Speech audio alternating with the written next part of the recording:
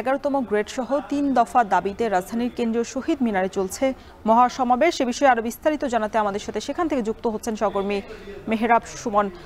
সুমন, জানাবেন যে মহাসমাবেশের ৩ দফা দাবিগুলো কি কি, আর সমাবেশের সার্বিক কি অবস্থা দেখছেন?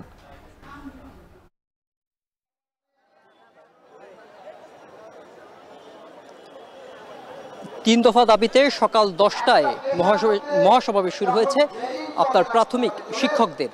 এখানে ৩ দফা দাবিতে তারা মহাসমাবেশ করছে। তাদের প্রথম যে দাবি ছিল সেটি হচ্ছে 11তম গ্রেডের মধ্যে তাদের বেতন দিতে হবে এবং 10 থেকে এবং 16 বছরের যে তাদের যে বর্ষপূর্তি সেখানে তাদের পূর্ণাঙ্গ একটি বেতন স্কেল এইখানে পরিমাণ করতে বলা হচ্ছে।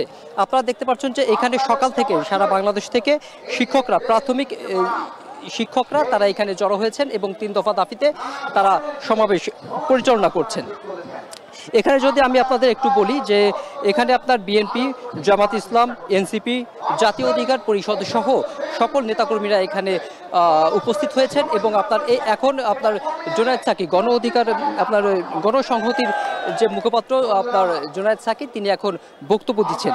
তারা যেটি দাবি করছেন যে আপনার 11তম গ্রেডে তাদের বেতন দিতে হবে এবং শতভাগ শিক্ষককে পদোন্নতি এবং 10 থেকে 16 বছর পূর্তিতে উচ্চতর গ্রেড প্রাপ্তির জটিলতা নিরসন করতে হবে।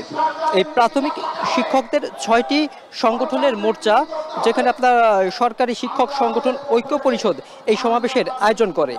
আপনার এখানে বিভিন্ন দলের রাজনৈতিক নেতাকর্মীরাও ইতিমধ্যে উপস্থিত হয়েছেন।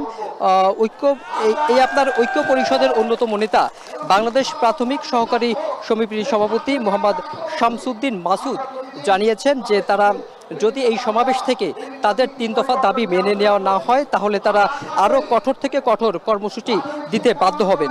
আপনার এই চলতি বছরে 5 মে থেকে 15 মে সারা বাংলাদেশে সব প্রাথমিক বিশ্ববিদ্যালয় কর্মদিবস 1 ঘন্টা করে কর্মবিরতি তারা শুরু করেছিল, কিন্তু তাদের দাবি দেওয়া না মানার কারণে তারা এই কর্মসূচি দীর্ঘায়িত করতে বাধ্য হচ্ছেন এবং তারা যেটি বলছেন যে যদি এই কর্মসূচি এই সমাবেশের মাধ্যমে পূরণ না করা হয় তাহলে তারা এই কর্মসূচির মধ্যে তারা এই সমাবেশ থেকেই কঠোর থেকে কঠোর কর্মসূচি দিতে বাধ্য হবেন। এই ছিল আমার কাছে এখন পর্যন্ত সর্বশেষ তথ্য। প্রাথমিক বিদ্যালয়ের সহকারী শিক্ষকদের 11তম গ্রেড সহ 3 দফা দাবিতে রাজধানীর কেন্দ্রীয় শহীদ মিনারে মহাসমাবেশের সবশেষ খবর জানাতে আমাদের সাথে যুক্ত হয়েছিলেন সহকর্মী মেহরাব সুমন।